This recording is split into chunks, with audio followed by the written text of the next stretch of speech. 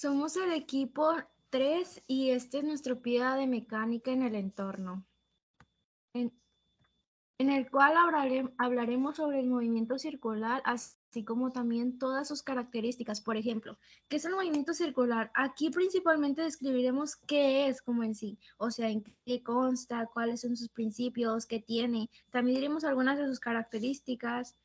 Por ejemplo, qué es un radián, para qué sirve, cómo se usa, o sea, en un círculo o en un movimiento circular, qué implicación tiene acerca de ellos. Y también dos conceptos importantes que es la frecuencia y periodo. ¿En qué se basa esto? Por ejemplo, la frecuencia, no, que la frecuencia se considera esto y el periodo es esto. Esto más adelante lo describiremos punto por punto. Y también, para finalizar, por parte del desarrollo, daremos las primeras dos leyes de Newton, en las cuales diremos qué constan y en qué nos pueden ayudar, así como también que será parte de la finalización de las leyes de Newton y es de lo que hemos trabajado todo el semestre de acuerdo a todas las etapas, es las conclusiones o reflexiones de todas las etapas, como lo de la etapa 1, etapa 2, etapa 3 y actualmente la etapa 4.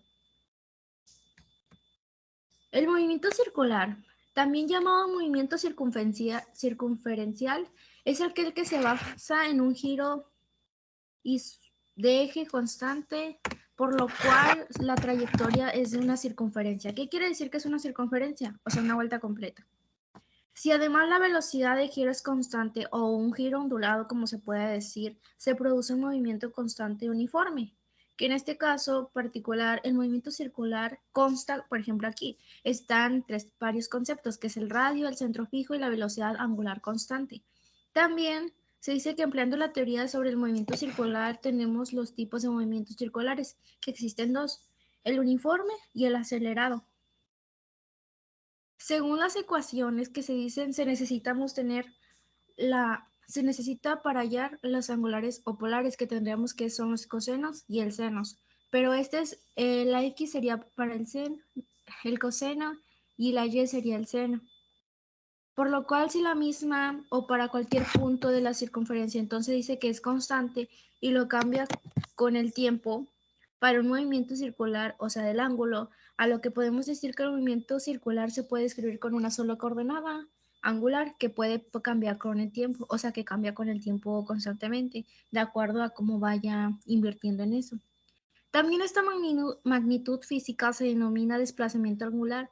Se define como el ángulo descrito por un cuerpo que se encuentra en movimiento circular, o sea que va yendo en una trayectoria circular. Y también tenemos algunos ejemplos que los dirá mi compañero José Ricardo. Mi nombre es José Ricardo Cortés Guizar, como dijo mi compañera. Algunos ejemplos suelen ser cotidianos, son comunes y se pueden encontrar. Por ejemplo, el movimiento de una rueda de una bicicleta o la rueda de o la rueda de la fortuna. Es más o menos cualquier objeto que dé una vuelta en 360 grados. Otro objeto que es como cuando de niños atábamos una piedra a un lazo y le dábamos vueltas, esta giraba sobre su propio eje, dando los 360 grados. Y otra rueda similar, por ejemplo, el automóvil, que al girar sigue dando 360 grados. Y así se pueden encontrar muchos ejemplos cotidianos. También describiremos qué es el radián, que lo dirá mi compañera María Fernanda. El radián es la unidad natural en la medida de los ángulos. Por ejemplo, la función seno de un ángulo X expresada en radianes cumple análogamente los desarrollos Taylor de las funciones seno y coseno. Un ángulo de un radián corresponde al arco de circunferencia cuya longitud es su radio. Un radián es una importante relación entre la longitud del arco circular S, el radio del círculo R. Un radián se define como un ángulo formado en el centro de un círculo por un arco de circunferencia cuya longitud mide lo mismo que el radio del círculo. Con esto nos damos cuenta que el radián es la parte de la mitad o sea, es lo mismo que un radio. Por eso se dice que es más conocido como un radián o un radio. También describiremos la velocidad angular y lineal. La velocidad angular es una medida de la velocidad de rotación. Se define como el ángulo girado por una unidad de tiempo y sencillamente las letras griegas W. Sus unidades en el sistema internacional es el radio por segundo. Velocidad lineal es la rapidez en la que se mueve un objeto en una trayectoria circular. La velocidad angular también. La velocidad lineal es proporcional a la velocidad angular. El radio es la constante de proporcionalidad.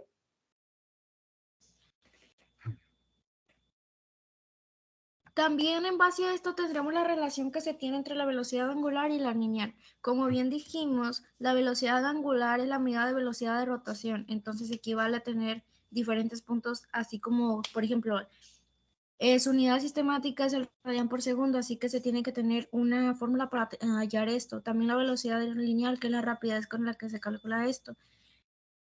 Por eso, la relación que se tiene, la volverá a decir o la dirá más bien mi compañero Isaac.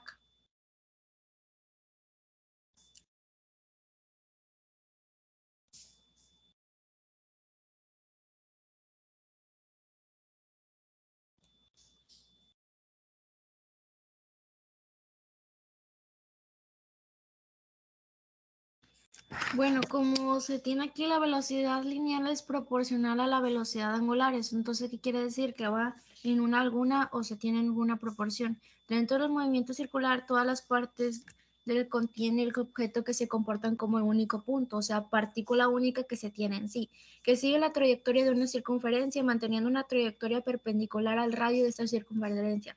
O sea, dependiendo del radio se va haciendo. Depende, o sea, depende de cómo se quiera hacer o cómo es. Por ejemplo, por la velocidad lineal también recibe un nombre que es la velocidad tangencial. También esto se puede tener varias relaciones con esto, ya que la velocidad tangencial tiene una gran identificación con esto. Por eso dirán qué es la frecuencia y el periodo. Se le llama frecuencia al número de ciclos por unidad de tiempo que efectúa un cuerpo en movimiento vibratorio, ondulatorio o bien, como en nuestro caso, movimiento circular. La frecuencia se representa con la letra F para el movimiento circular. La frecuencia se expresa en revoluciones o vueltas alrededor del centro de rotación. Por su parte, las unidades de tiempo pueden ser horas. La frecuencia representa la cantidad de veces que se repite un evento por cada unidad de tiempo transcurrido. Para el caso del movimiento circular, la frecuencia por unidad de tiempo representa el número de vueltas o revoluciones que un objeto da alrededor de un eje. Periodo al tiempo que tarda un objeto en movimiento circular en efectuar una revolución completa se representa con la letra T. Estos dos conceptos son muy importantes, ya que la frecuencia representa, como se dice, la cantidad de veces que se da en un tiempo transcurrido. Mientras tanto, el periodo son revoluciones completas, o sea, una revolución de 360 grados, de cuáles se da en un movimiento circular, o sea, quiere decir como la trayectoria de la Tierra, cuánto se tarda para dar un movimiento circular, o sea, si la Tierra da un giro, se dice que es una revolución completa. Pero esto es dependiendo de cómo se toma, porque para hallar la frecuencia necesita la cantidad de veces, entonces el periodo es en base a eso, se tiene conciencia de eso. También vamos a hablar de la aceleración y la fuerza centrípeta.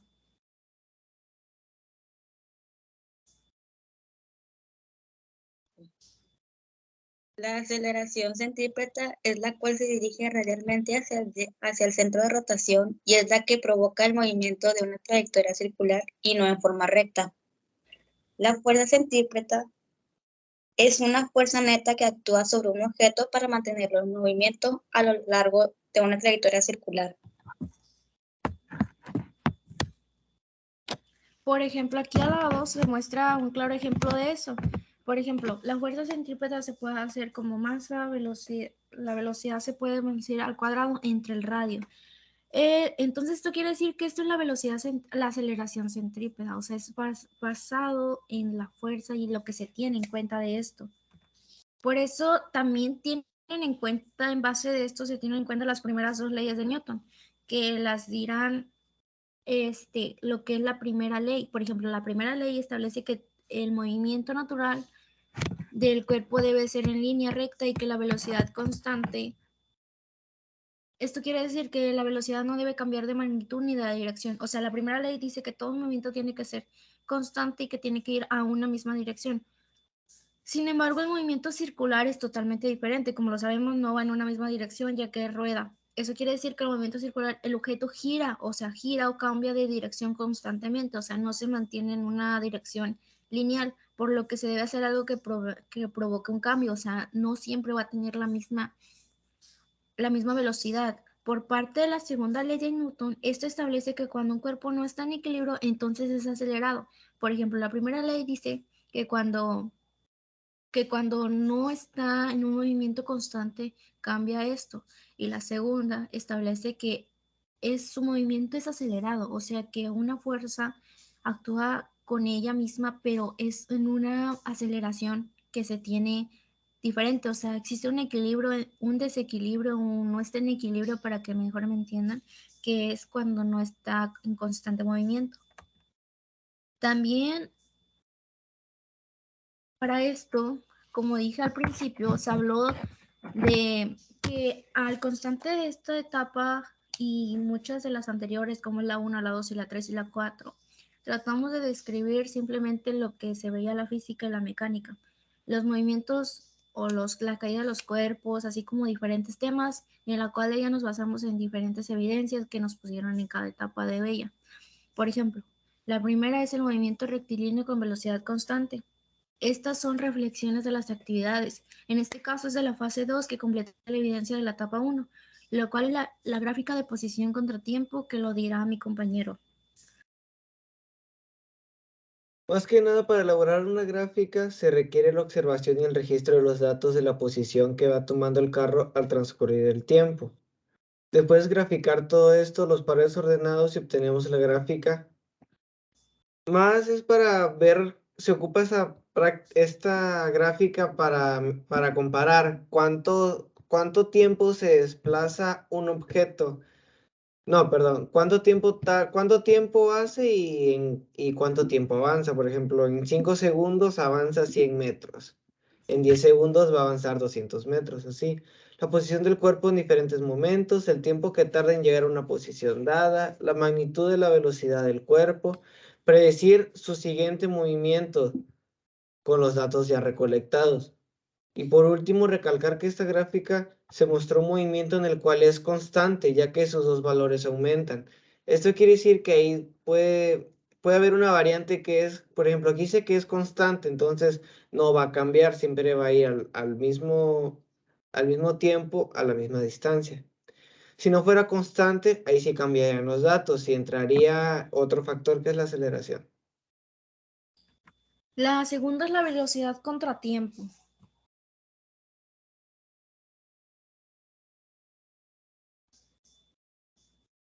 En esta gráfica de velocidad contratiempo se puede observar que el movimiento es rectilíneo y constante, por la cual el tiempo iba aumentando y asimismo la velocidad también, como se hizo en el simulador, en el cual incluimos los datos y verificamos el tiempo usado, y nos dimos cuenta de que al hacer la gráfica, que la velocidad y el tiempo eran constantes y en un movimiento lineal, o se mantuvo la velocidad lineal. Y por último, decir que esa gráfica verificó que sean los datos correctos en la gráfica, pero para eso se necesitó poner los datos correctos, porque si al hacer mal la tabla puede provocar que el movimiento que se hizo en la gráfica puede surgir un error, por lo cual hay que verificar los datos.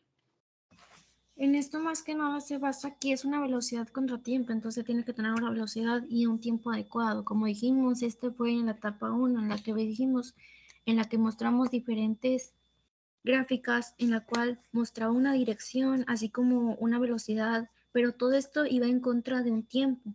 Por eso se dice esta gráfica es velocidad contratiempo. Aquí hubieron varias dificultades en esto, porque más que nada había que tener correctamente la tabla para verificar que esté bien la gráfica, porque se hicieron en Excel. Nuestro equipo en este caso la hizo en Excel, entonces tenía que verificar que estuviera correctamente esto. También hablaremos de los movimientos rectilíneos. Ahora ya no son con velocidad, ahora son con aceleración, pero sería, o sea, constantemente, o sea, constante. Por eso esta es de posición contratiempo. Posición contratiempo. Esto fue conforme a los datos que que presentaban en la tabla, se puede apreciar en la gráfica que el movimiento se genera, que es el movimiento rectilíneo. La velocidad que se maneja en la gráfica es una magnitud que se define como la distancia recorrida en una unidad de tiempo. En los datos de la tabla se trató de que los datos salieran lo más exactos posibles para poder manejarlos mejor en la gráfica. Después de hacer la gráfica, supimos que su aceleración era constante, o sea que aumentaba en un paso angular. O sea, esto quiere decir que es una aceleración, o sea, dependiendo, tenía aceleración este cuerpo, sí, pero iba en un tiempo constante que no cambiaba, o sea, iba de directo o recto. Luego velocidad contra tiempo. Y aquí mismo se tenía una aceleración, así que más que nada esto es el movimiento que representa esta gráfica, es el movimiento rectilíneo uniforme acelerado, MRU, que es ya que a medida que transcurre un tiempo, una velocidad no decae cada segundo la velocidad. Lo que ocurre en los últimos segundos es que su aceleración deja prácticamente perceptible si el objeto existiera. O sea, más que nada esto se decide que la aceleración y la velocidad iban contra el tiempo. Esta es la aceleración contra tiempo. Aquí se mantiene la primera ley de Newton, ya que el objeto parte de un reposo al movimiento a una velocidad constante que sin que se modifique su velocidad. O sea, tenía velocidad, pero asimismo iba constantemente. Pero, o sea, iban constantemente, pero en cualquier tiempo, a menos que una fuerza externa modificara su velocidad. Y la primera ley de Newton dice que todo cuerpo preserva su estado de reposo, movimiento uniforme y rectilíneo, a no ser que sea obligado a cambiar su estado por fuerzas inversas. O sea, que si este no recibía un peso hacia él o un empuje, iba en una aceleración constante o una aceleración contratiempo. También en la etapa 2 vimos el fase de tiro horizontal, la cual habla de un tiro que es horizontal, o sea que no tiene ningún cambio, pero más que nada en el simulador, el tiro horizontal, el objeto de la velocidad, en este caso lo hicimos de 25 metros por segundo y a una altura de 15 metros, lo cual recorre una distancia considerable y como se muestra en la tabla con los datos, en este caso le hicimos una tabla con los datos que en todos comparamos, que tiene una velocidad constante y la altura, si estuviera en un plano cartesiano, empezaría en el punto cero hasta que descendiera a la medida que transcurre el tiempo en posiciones negativas y en Y.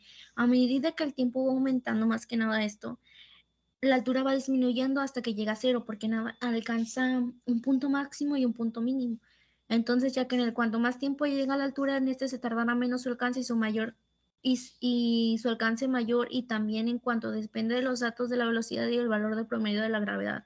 Entonces, esto tiene varios defectos, que es la gravedad, depende de cómo lo tires, y la velocidad en la que va, y hasta que llega a un punto cero, y la altura. La fase 2 del movimiento parabólico. En este más que nada fue un movimiento que no era recto, entonces era parabólico, era como una curva, no era un círculo en sí, pero era la mitad del círculo. En este simulador empleamos diferentes componentes para sacar un problema en la libreta. Más que nada en esto nos hicimos que teníamos un ángulo de 55 grados y una rapidez de 15, entonces teniendo una rapidez y teniendo un ángulo teníamos que sacar diferentes resultados, entonces nos dio tiempos y de ahí salió el alcance. Y ahí mismo salió la altura. Después de mostrar estos datos, hicimos problemas que igualaron a las respuestas de la tabla que habíamos presentado antes. Después nos percatamos que el tiempo empezó en cero y desde un punto inicial terminó en 0.6 la altura, porque la altura bajó, o sea que la altura bajó y el alcance subió, pero el alcance desde un punto cero va elevándose hasta el alcance de 21.51 y la altura disminuyendo ya que alcanzó su punto final y cayó en 0.6 y para terminar el simulador y los procedimientos de la libreta fueron comparaciones exactas, lo cual no en todos son exactos, pero aquí sí nos dio exacto, y lo cual fue de bueno y de gran ayuda. Por ejemplo, aquí en la etapa 3 hablamos de una síntesis de preguntas que nos lo dirá mi compañera Carla, en la cual dirá lo que fueron preguntas en las que escribimos un tema, entonces lo va a decir ella. Los resultados que se obtuvieron en la prueba 1 y 2 fueron los esperados. De acuerdo a los datos que se proporcionaron, la variable que se modificó el radio, el cual iba aumentando de 10 metros a 20. Su velocidad, que es inversamente proporcional, ya que al aumentar su radio, este disminuye y su aceleración y su fuerza centípeta. En cambio, por otro lado, los resultados de la prueba 3 y 4 fueron resultados diferentes, ya que ahora lo que modificó fue la masa, la cual en esta varía, ahora fue directamente proporcional, ya que no cambia su velocidad y la fuerza centrípeta. Ahora en los resultados de la prueba 5 y 6, la variable que se modificó fueron masa, velocidad lineal y radio. En este caso ahora es inversamente proporcional, ya que la velocidad aumenta y la fuerza centípeta disminuye. Los resultados de los cálculos del paso 1 con los resultados que se obtuvieron en el simulador del movimiento circular se compararon mediante la aplicación de sus fórmulas, con observación y con ayuda de la calculadora. En la etapa 4 hicimos problemas acerca de que lo que más nos llamó la atención en este caso fue que no en todos los problemas teníamos que sacar diferentes cosas. Por ejemplo, lo que nos llamó más la atención de este tema fue la segunda ley de Newton, la cual establece que ese tipo de fuerzas cambiará la velocidad de un objeto. Más fácil que es hacerlo que en una forma recta y a un paso constante. Lo interesante del tema es que una simple acción como una caja deslizándose, un elevador subiendo personas o un cable de viga sosteniendo un objeto para que se lleve a cabo estas acciones se aplicarán a varios conceptos para determinar las magnitudes de fuerzas. También el uso del simulador, más que nada en nos fue fácil, creo que fue el más fácil de toda la etapa y de todo el semestre porque se podían modificar los datos. Y para concluir, queremos decir que el movimiento circular o el tema de movimiento circular fue un tema en la cual describimos qué era, cómo se hacía, las diferentes características, qué fórmulas llevaba, cómo se sacaban en diferentes problemas. Pero también así como también describe la mecánica de las partes de la física que estudian y que realizan el movimiento de los cuerpos en general. Aquí más que nada la física nos trata de explicar cómo se hacen los cuerpos o cómo se genera. Entonces, la principal objetivo de esto nos entendimos que las leyes de Newton tienen un gran significado para poder hacer problemas de mecánica, poder con la física, tiene todo contribuir y más que nada esto nos ayuda para la vida cotidiana porque no en todos los lados se puede describir como, no, pues yo sé cómo mide este objeto porque yo lo veo y creo que mide estos. No, se tiene que pasar por un proceso para poder sacar los resultados, así como lo vimos en este semestre, que es que hubieron diferentes leyes de Newton, así como también que un tiro parabólico, un tiro horizontal, una circunferencia, que todo esto, entonces desde empezamos sacando masa, velocidad, hasta sacar diferentes características. Por eso queremos darle las gracias a todos mis compañeros. Hubieron excepciones de compañeros que no participaron, como lo es mi compañera Ávila Ballesteros y mi compañero Betancur Hernández, los cuales no participaron, pero los demás sí participaron. Algunos no mencionaron sus nombres porque a lo mejor no les dije muy bien que mencionaron, pero todos participaron, todos contribuyeron a este PIA. Entonces queremos darle las gracias porque la mecánica nos sirvió en esta etapa. Más que nada aprendimos de muchas cosas, así como también en el semestre.